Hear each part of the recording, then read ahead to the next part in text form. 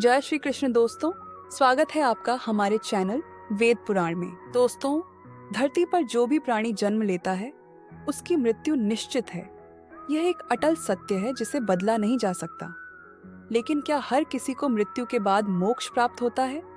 इसका सीधा उत्तर है नहीं। कई बार कुछ आत्माएं ऐसी होती हैं जो सदियों तक पृथ्वी लोक में ही भटकती रहती है। इसका कारण है उनकी काल मृत्यु। आपने अक्सर देखा होगा कि कई लोग सड़क दुर्घटनाओं या प्राकृतिक आपदाओं का शिकार हो जाते हैं और असमय अपनी जान गंवा बैठते हैं। धर्मशास्त्रों में ऐसी मृत्यु को काल मृत्यु कहा गया है। काल मृत्यु उस स्थिति को कहते हैं जब व्यक्ति का शरीर नष्ट हो जाता है, लेकिन उसकी आत्मा संसार में ही भटकती रहती है। दोस्तों, अब सवाल यह उठता है कि काल मृत्यु क्यों होती है, इसके पीछे क्या कारण है और इसके बाद आत्मा का क्या होता है। आज के इस लेख में हम इन सवालों के उत्तर विस्तार से जानेंगे। नंबर 1, काल मृत्यु क्यों होती है।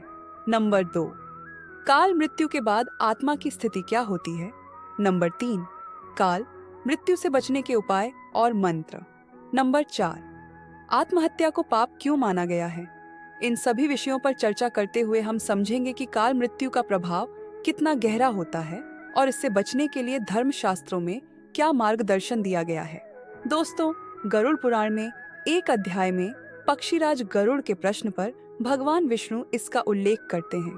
पक्षीराज गरुड़ पूछते हैं कि यदि कोई प्राणी भूख से तड़पकर मर जाए, किसी हिंसक जानवर द्वारा मारा जाए, जहरीले पदार्थ का सेवन कर ले या पानी में डूबकर मृत्यु हो जाए, तो क्या इसे काल मृत्यु कहा जाता है। इस पर भगवान विष्णु उत्तर देते हैं कि हाँ, ऐसी मृत्यु को काल मृत्यु की श्रेणी में रखा जाता है।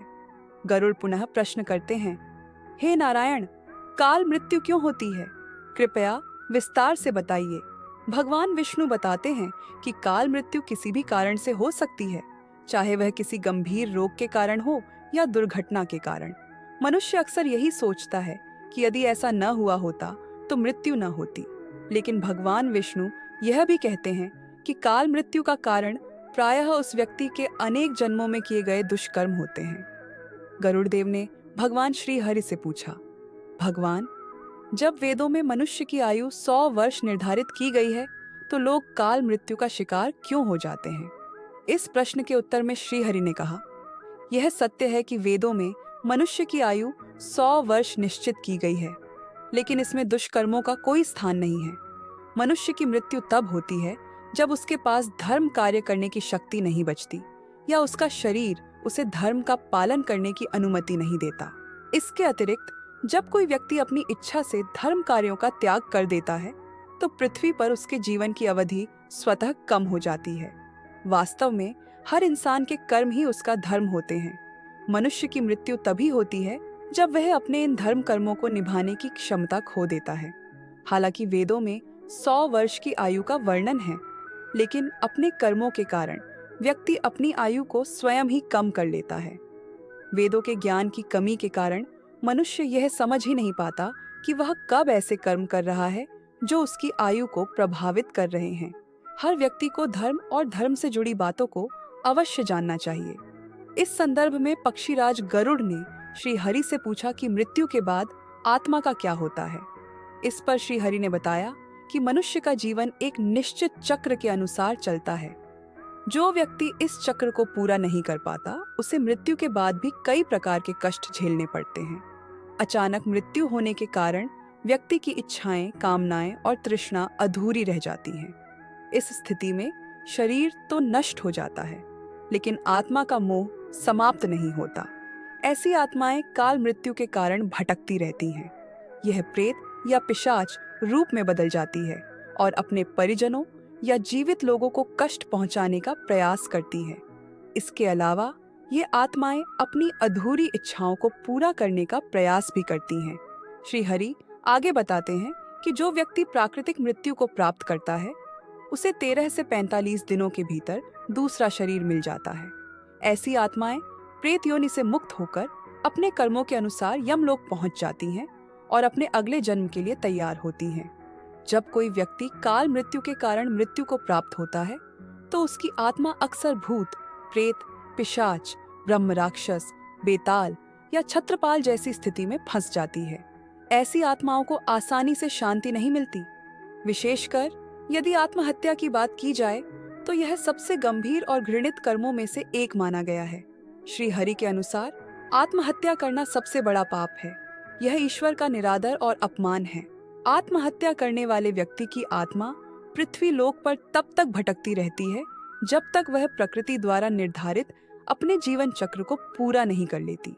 ऐसी आत्मा को न तो स्वर्ग में स्थान मिलता है और न ही नरक में। आत्महत्या के बाद आत्मा को अत्यधिक कष्ट सहना पड़ता है। यह आत्माएं अपनी अधूरी इच्छाओं की पूर्ति के लिए अंधकार में भटकती रहती हैं और शांति प्राप्त करने के लिए संघर्ष करती हैं। यदि कोई व्यक्ति आत्महत्या करता है तो उसके अधूरे कर्म और शरीर के आड़ पूरे नहीं हो पाते। इसलिए आत्महत्या से बचना चाहिए। आत्महत्या करने वाली आत्माओं के कष्ट को तो समाप्त नहीं किया जा सकता, लेकिन गरुड़ पुराण में काल मृत्यु को प्राप्त आत्माओं की शांति के लिए उपाय बताए गए हैं। गरुड़ देव भगवान विष्णु से पूछते हैं कि त्रिलोकीनाथ, काल मृत्यु प्राप्त आत्माओं की शांति के लिए उनके परिजन क्या कर सकते हैं। तब भगवान विष्णु बताते हैं कि ऐसे व्यक्तियों के परिजनों को नदियों या तालाबों में तर्पण करना चाहिए। साथ ही आत्मा की इच्छाओं की पूर्ति के लिए पिंडदान और दान पुण्य जैसे सत्कर्म करने चाहिए। ये कर्म आत्मा की मुक्ति में सहायक होते हैं। यह सत्कर्म कम से कम 3 से 5 वर्षों तक करना चाहिए ताकि काल मृत्यु को प्राप्त आत्मा को मुक्ति मिल सके और उसका नया जीवन प्रारंभ हो सके। मित्रों, काल मृत्यु से बचने के लिए हमें सदैव अच्छे कर्म करने चाहिए, दान पुण्य करना चाहिए और ईश्वर की प्रार्थना करनी चाहिए। प्रार्थना में वह शक्ति होती है जो भाग्य को भी बदल सकती है। इसलिए पुण्य कार्य करें और दूसरों को भी इसके महत्व के बारे में बताएं।